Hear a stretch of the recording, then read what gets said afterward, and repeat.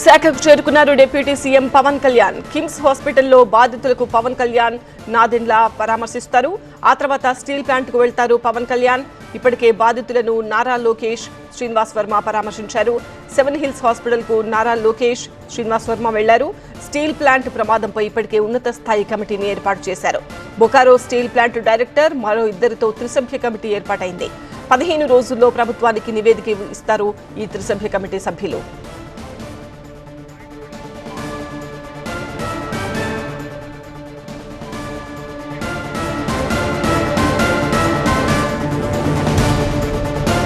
విశాఖకు చేరుకున్నారు deputy CM Pawan Kalyan. KIMS హాస్పిటల్లో బాధితులను పవన్ కళ్యాణ్ నాదెండ్ల పరామర్శిస్తున్నారు.